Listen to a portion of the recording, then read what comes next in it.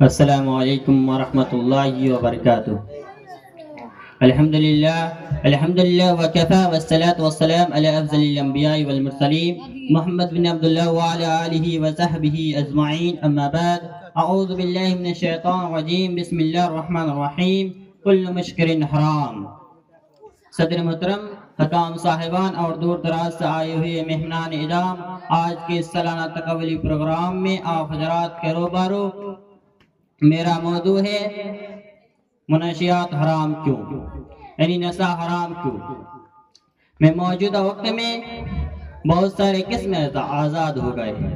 اخبارات کے خبروں کے مطابق دنیا میں تقریباً 1000 منشیات کا قسم پائی جا رہی ہے، جو دکان، ہوٹل، سڑک اور بازاروں میں نام اور شکل بدل کر سستے داموں میں ملتے ہیں، جس کو ہمارے نوجوان اپنے زبانی اور اپنے مال کو برباد کر رہے ہیں۔ لہٰذا وہ تمام نشے والی چیز حرام اور ناجائز ہے، چاہے وہ بھانگ ہو، گانجا ہو، سگریٹ ہو، خینی ہو، بیڑی ہو، یا شراب ہو، یا گل ہو، اس کا نام یا رنگ کوئی بھی ہو۔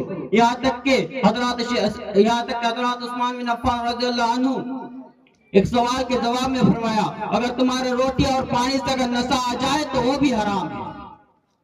رسول اکرم صلی اللہ علیہ وسلم کا ارشاد ہے، کل مشکر حرام، کہ ہر نشے والی چیز حرام ہے، اس کی زیادہ مقدار نشے لائے یا تھوڑی مقدار بھی حرام ہے۔ اس حدیث سے معلوم ہوتا ہے کہ نشہ صرف آخری گھونٹ سے پیدا نہیں ہوتا، بلکہ پہلے گھونٹ سے دھیرے دھیرے پیدا ہونا شروع ہو جاتے ہیں، یہاں تک کہ آخری گھونٹ میں اس کا اثر ظاہر ہو جاتے ہیں۔ اس کی مثال ایسے ہے جیسے ہم کھانا کھاتے ہیں تو پہلے لقمے سے دھیرے دھیرے پیٹ بھرنا شروع ہو جاتے ہیں، یہاں تک کہ آخری لقمے سے پیٹ بھر جاتا ہے۔ مناسب ہوگا کہ چند واقعہ اس معاشرے کے اندر بیان کر دی جائے۔ حضرات رسول اکرم صلی اللہ علیہ وسلم کا ارشاد ہے کہ ایک شخص بہت ہی عبادت گزارتا تھا اور لوگوں سے الگ ہو کر رہتا تھا۔ ایک بدکار عورت اس پر عاشق ہو گئے، اس نے اپنے ایک لونڈی کو بھیجا اور کہا، جاؤ اس آدمی سے کہو کہ ایک گواہ کے بارے میں آپ کی ضروری ہے، میرے ساتھ چلو۔ وہ آدمی اس لونڈی کے ساتھ چلا گیا، لونڈی اس کو لے کر ایک گھر میں داخل ہوا، جیسے جیسے وہ آدمی جاتا رہا دروازہ بند کر دیا جاتا رہا، جیسے جیسے وہ جاتا دروازہ بند کر دیا جاتا۔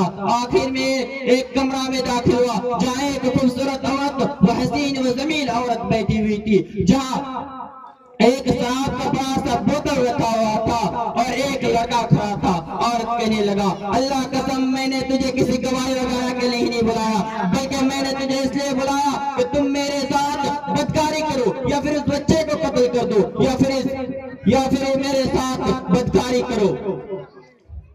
تینوں میں سے تم کو ایک کام کرنا ہے۔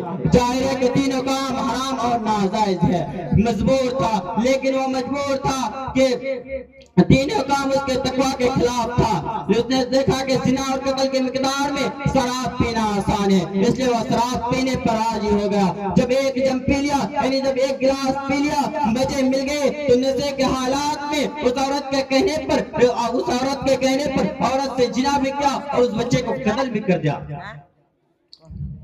سنا آپ نے نشے اور قتل کے مقدار میں نشے کرنے اور نہ کرنے سے جو نشے کرتے ہیں اس سے کیا نقصان ہوتا ہے۔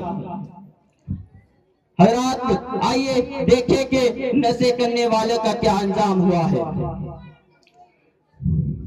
آخر میں اللہ رب العالمین سے دعا کہوں کہ ہمارے معاشرے کے اندر سننے سے زیادہ عمل کرنے کی توفیق عطا فرمائے، آمین۔ وآخر دعوانا الحمدللہ رب العالمین۔ السلام علیکم ورحمۃ اللہ وبرکاتہ۔